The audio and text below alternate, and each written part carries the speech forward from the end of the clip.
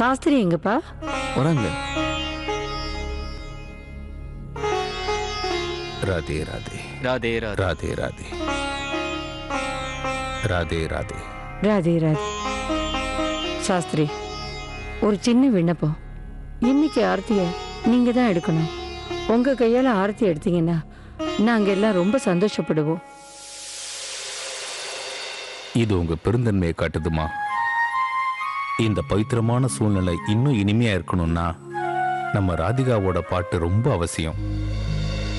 கண்ணனை வர்ணிக்கிறதுல ராதிகாவுக்கு நிகர் ராதிகா தான். அப்படியா? ஆமாடி ராதிகா, நீ நல்லா பாடுவியமே. நாங்களும் அந்த பாட்டை கேட்கணும். எங்க பாடு. பாடுமா, பாட ஆரம்பி.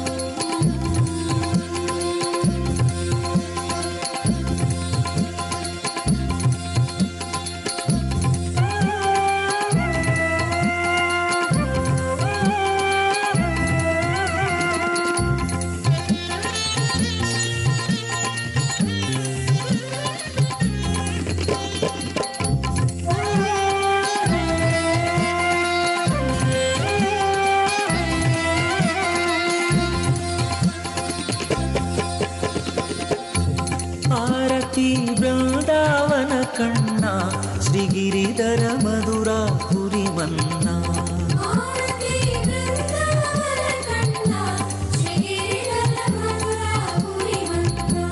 ಆರತಿ ಬೃಂದಾವನ ಕಣ್ಣ ಶ್ರೀಗಿರಿಧರ ಮಧುರಾ ಪುರಿ ಮನ್ನ.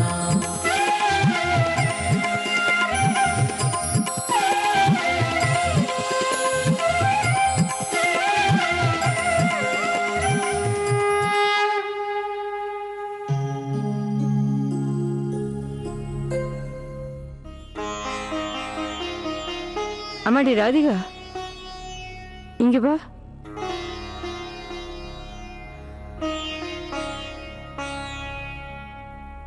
ரொம்ப நல்லா பாடினம்மா. எங்களுக்கு அப்படியே பிருந்தாவனத்துக்கே போன மாதிரி இருந்தது.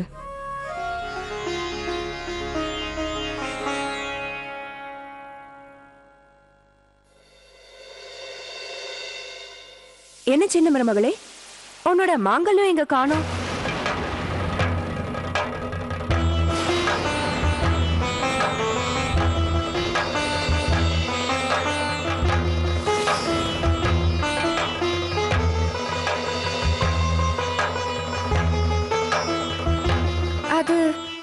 அதுவா? என்ன மறந்துட்டேன்.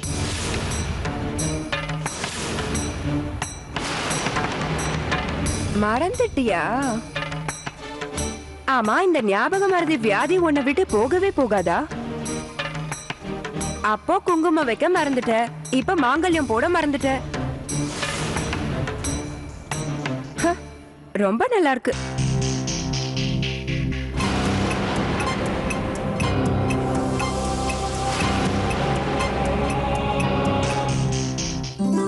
அம்மா, உத்தரவு கொடுங்க.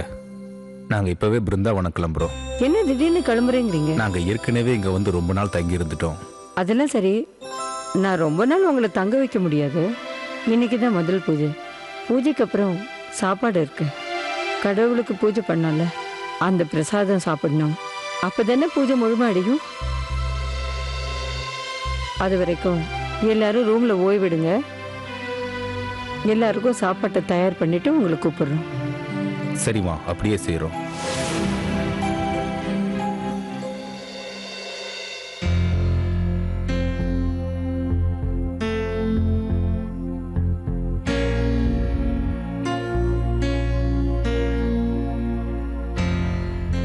வீட்டை விட்டு எதுக்காக போன விஷாக்கா? நீங்க ஏன் கேக்குறீங்க? எழுதி வச்சுட்டு தானே போனேன். எனக்கு தெரியும், நீ எதிர்பார்த்த வாழ்க்கை என்கிட்ட இருந்து கிடைக்கல. இது கல்யாணத்துக்கு அப்புறம் தான் உனக்கு தெரிய வந்திருக்கு. ஆனா நான் தான் உனக்கு வாக்கு கொடுத்தேனே. நான் உனக்கு உண்மையான புருஷனா மாற முயற்சி பண்றேன்னு சொன்னேன்ல. உனக்கு என்ன பிரச்சனை சொல்லு, எந்த பிரச்சனையா இருந்தாலும் என்கிட்ட சொல்லு. நான் அதை சால்வ் பண்றதுக்கு சீரியஸா ட்ரை பண்றேன். ஆனா இந்த மாதிரி எதுவும் பண்ணாத, வீட்டை விட்டு வெளியும் போகாத. அதுவும் இந்த சமயத்துல போவாங்களா? எவ்வளவு முக்கியமான வேலைகள் இருக்கு. அப்பா, இவ்ளோ பிரச்சனை வந்ததுக்கு அப்புறமும் இந்த வீட்டை பத்தின கவலை தான் உங்களுக்கு எப்பவுமே.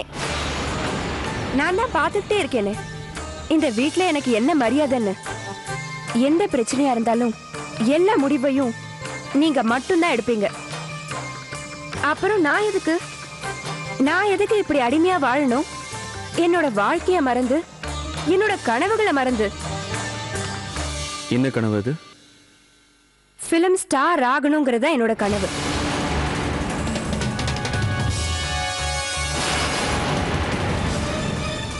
இதுக்கு அப்புறமும் என்னோட கனவுகளை அழிச்சுக்க என்னால முடியாது.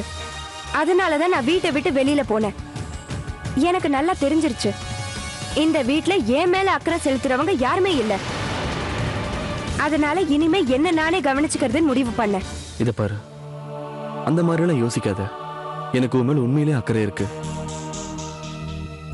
இது வரைக்கும் நடந்தது எல்லாம் ஏதோ என்னையும் அறியாம நடந்தது.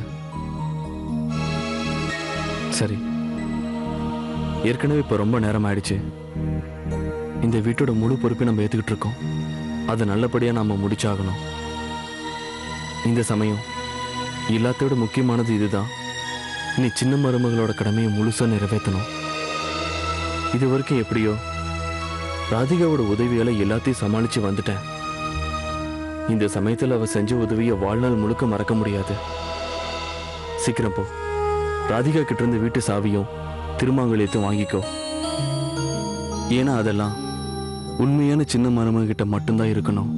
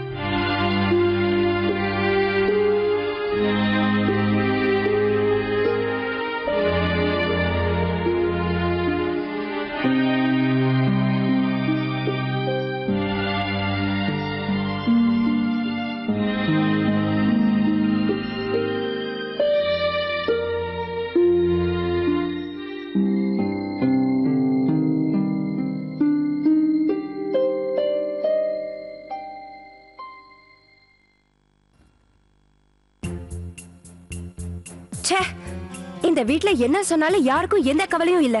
யார் இவங்க? எதுக்காக என்னோட கனவு, என்னோட கற்பனைகளை இவங்களுக்காக நான் அழிச்சிக்கணும்?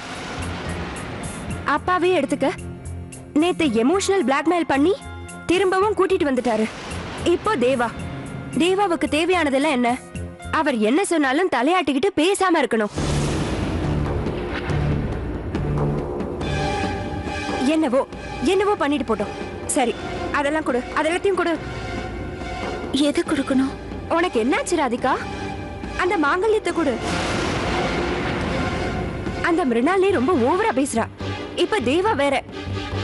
இப்ப தேவாவுக்கு மாங்கல்யத்தை பத்தி தான் பெரிய கவலை.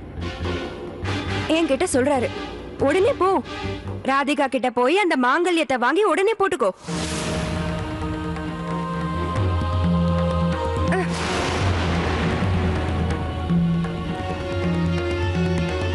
விஷாக்கா, ஒரு நிமிஷம் உட்காரு.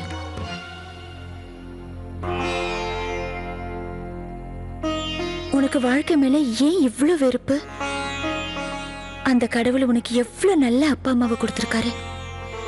அவங்க உன் மேல எவ்வளவு பாசத்தை காட்டி வளர்த்திருக்காங்க. அதோட உனக்கு ஒரு நல்ல புகுந்த வீடு அமைஞ்சிருக்கு. இங்க இருக்கிற எல்லாருமே உன்னை இந்த வீட்டு பொண்ணு மாதிரி உயிரே வச்சிருக்காங்க. நான் ஒரு ராத்திரி இந்த வீட்ல இருந்தேன். ஆனா உன்னோட புகுந்த வீட்ல நான் தான் சின்ன மருமகள்னு நினைச்சேன். என் மேல எவ்வளவு அன்பு காட்டினாங்க. அது உனக்கு சொன்ன புரியாது. அவர் உன்னை அளவுக்கு அதிகமா நேசிக்கிறார் விஷாக்கா. அவர் மனசை கஷ்டப்படுத்தாத. இந்த குடும்பத்தோட மருமகங்கிற தர்மத்தை காப்பாத்து.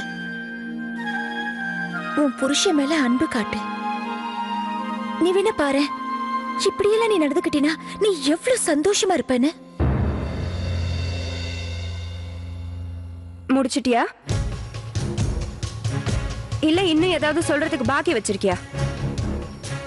பரவாயில்ல, அப்பா இது வரைக்கும் உனக்கு பூஜை தான் சொல்லி கொடுத்தாருன்னு நினைச்சேன். பாடம் நடத்துறதுக்கும் ரொம்ப நல்லா சொல்லி தந்திருக்காரு. ஆனா என்கிட்ட உன்னோட புத்தி எல்லாம் காமிக்காத.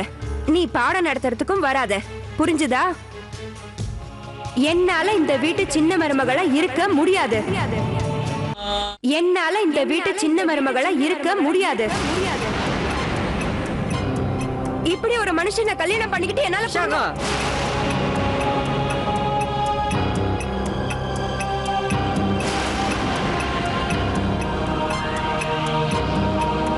என்ன பண்ற நீ?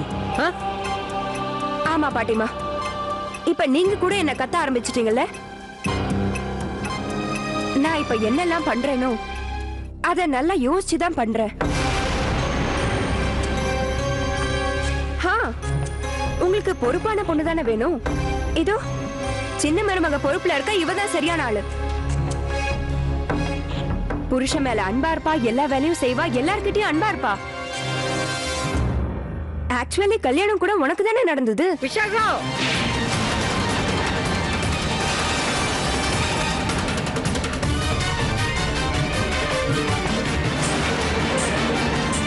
நீ பேசுறதெல்லாம் பார்க்கும்போது அந்த கடவுள் உன் புத்திய குழப்பிட்டார் போல இருக்கு. என்ன குறை இருக்கு உனக்கு இந்த குடும்பத்துல? நல்ல வீடு, நல்ல கணவன், நல்ல மனுஷங்க. உன்னால சமாளிக்க முடியாதா? எப்படி என்னால சமாளிக்க முடியும் பாட்டிமா? எப்பவாவது எனக்கு சமாளிக்க சொல்லி கொடுத்திருக்கீங்களா? நீங்க என்னை எவ்வளவு செல்லமா வளர்த்திருக்கீங்க. நான் நினைச்சது எதுவும் எனக்கு கிடைக்காம இருந்ததில்ல. இப்ப மட்டும் என்னால எப்படி சமாளிக்க முடியும்? எப்பவுமே அப்படி இருக்க முடியுமா? இவ்வளவு வளர்ந்ததுக்கு அப்புறம் அதையே சொன்னா? இத பாருமா, கடவுள் மேல ஆணையா சொல்றேன், இன்னொரு தடவை இந்த மாதிரி தப்பெல்லாம் செய்யாத. நான் சொல்லி கொடுத்ததெல்லாம் உண்மைதான். ஆனா இப்படி ஒரு தப்ப செய்ய சொல்லி கொடுக்கலையே. இதெல்லாம் இந்த வேலையெல்லாம் புதுசா நீ கத்துக்கிட்டியா? இல்ல, நான் எதையும் புதுசா கத்துக்கல பாட்டிமா. என்னால சமாளிக்க முடியாது. இத சமாளிக்கிற பொறுமை என்கிட்ட இல்ல பாட்டிமா. என்ன முடியாதுன்னு சொல்றமா?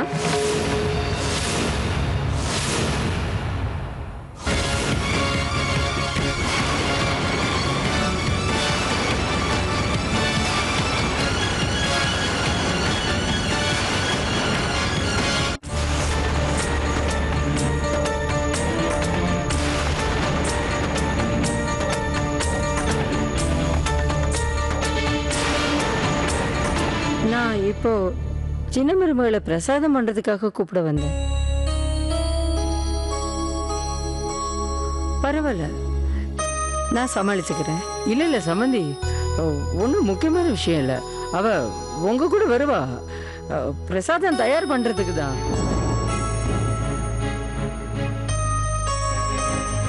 ஒரு இல்லம்மா, நீ இத வர நீங்க போங்க சம்மதி. விஷாகா பின்னாடியே வருவா.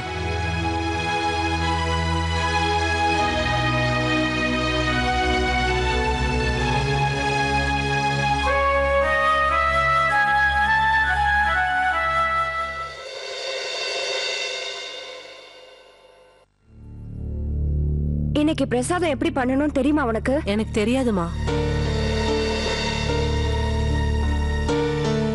சின்னம்மா, சமையல் என்ன பண்ணணும்? உனக்கு என்ன தோணுதோ அத பண்ணு. இந்த பிரசாதத்தை எப்படி பண்றது, என்ன செய்யறது? நீ இப்ப எதுக்காக இங்க வந்த ராதிகா? பிரசாதம் பண்றதுக்கு உனக்கு உதவலான்னு வந்த விஷாக்கா. அப்படியா? அப்புறம் என்ன, ஏன் நிக்கிற நீ? போய் பிரசாதத்தை பண்ணு.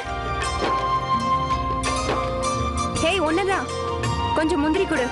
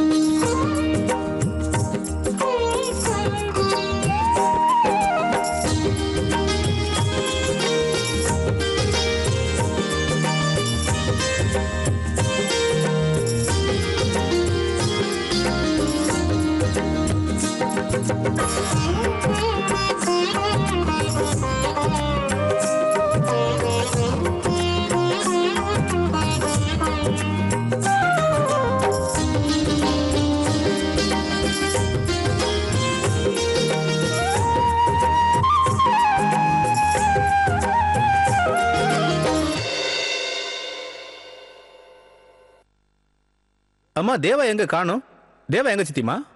கோவில் கமிட்டிலேருந்து ஃபோன் வந்தது. இதோ தேவா இப்போ வந்துருவான்.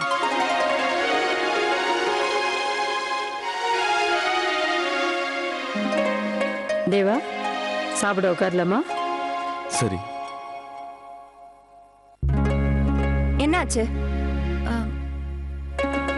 சாப்பாடு தயாரா இருக்கு. விருந்தாளிகளும் வந்துட்டாங்க. நீ போ விஷாக்கா. ஏன்? நீதான் அவங்களுக்கு சாப்பாடு போடணும். ஏன் நான் போடணும்? சரி, ஓகே.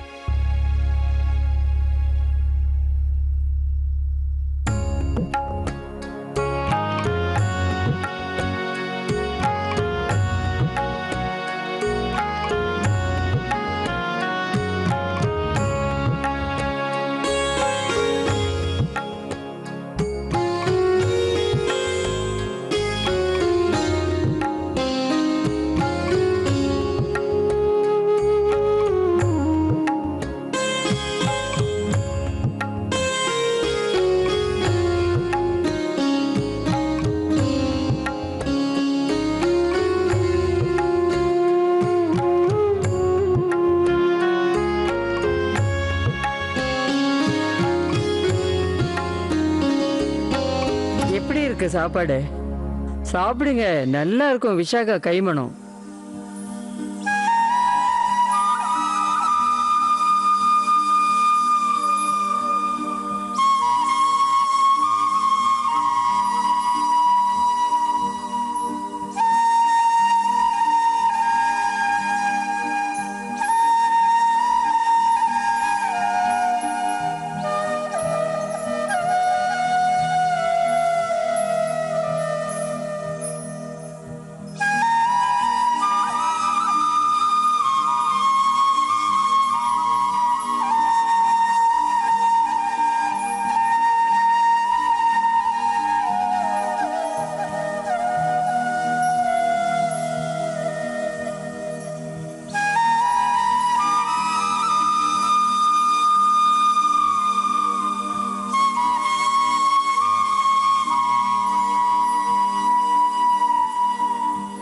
தேவா, உனக்கு ஃபோன் வந்திருக்கு. ஹலோ. சரி, ஓகே. வாசு, இந்த ஃபோனை பிடி. சாரிப்பா, நான் அவசரமா போகணும். ஃபோன் வந்திருக்கு. கோவிலில் முக்கியமானவங்க வந்து வெயிட் பண்ணிட்டு இருக்காங்களாம். நாங்க எல்லாரும் மறுபடியும் ஊருக்கு கிளம்புறோம். அதுக்குள்ள நீங்க வந்துருவீங்கல்ல மாப்ள? நான் சீக்கிரமா வரதுக்கு ட்ரை பண்றேன். நீங்க ஊருக்கு போறதுக்குள்ள நான் வந்துருவேன்.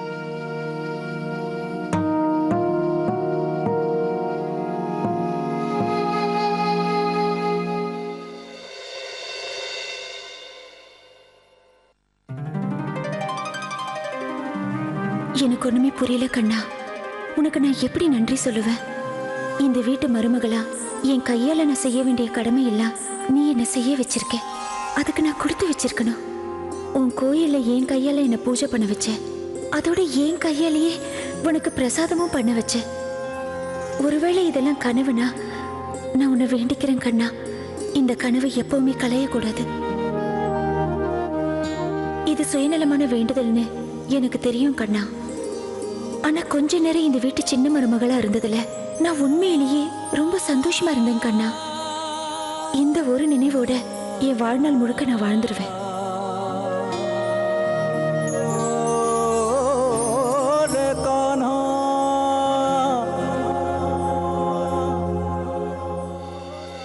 அப்போ நாங்க போயிட்டு வர்றோமா? நீங்க இவ்வளவு நாளா எங்களை அன்போட கவனிச்சுக்கிட்டீங்க, எங்களுக்கு நல்ல மரியாதை கொடுத்தீங்க. அதுக்கு நாங்க ரொம்ப கடமைப்பட்டிருக்கோம். ஏன் அவ்வளவு பெரிய வார்த்தை சொல்றீங்க? நீங்க என்ன இந்த வீட்டுக்கு விருந்தாளியா வந்திருக்கீங்க? நீங்க எங்க சின்ன மருமகளோட அப்பா. அம்மா, ஒரு அப்பாவா உங்ககிட்ட ஒரு விஷயம் பேசலாம்னு நினைக்கிறேன். சொல்லுங்க.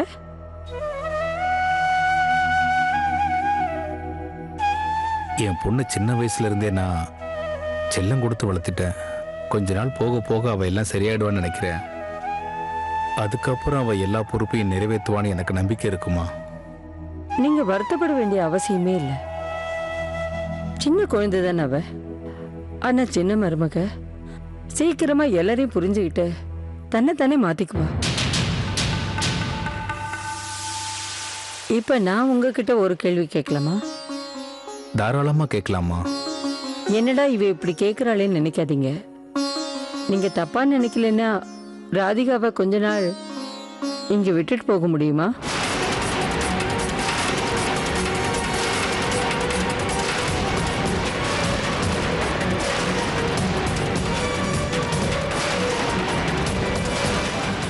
இல்ல, ராதிகா இங்க இருந்தா விஷாகாவுக்கு நல்லா இருக்குல்ல, அதான். எப்படி என்ன சொல்றீங்க சம்பந்தி? ராதிகா இங்க எப்படி இருக்க முடியும்? ஏன் சம்பந்தி, ராதிகா இங்க இருக்க கூடாதா என்ன? இல்ல, இது அவ சகோதரியோட புகுந்த வீடு. சகோதரியோட புகுந்த வீட்டுல காரணம் இல்லாம இருந்தா நல்லா இருக்காதுல்ல? அம்மா, எங்க அம்மா எதுக்காக அப்படி சொல்றாங்கன்னா, ராதிகா இதுக்கு முன்னாடி எங்கேயும் போய் அவ தனியா இருந்ததில்ல. இங்க அவ தனியா இருந்தான்னா பயப்படுவான்னு நினைக்கிறாங்க. ஏற்கனவே அவளுக்கு கூச்ச சுபாவம் வேற. அதனாலதான் அம்மா அப்படி சொல்றாங்க. நீங்க தப்பா புரிஞ்சுக்காதீங்க. புரியுது புரியலங்கிறதுக்காக இல்ல சம்பந்தி. இப்போதைக்கு ஒண்ணு மட்டும்தான் என்னால சொல்ல முடியும். ராதிகா இங்க இருந்தா நல்லா இருக்கும்னு எனக்கு தோணுது.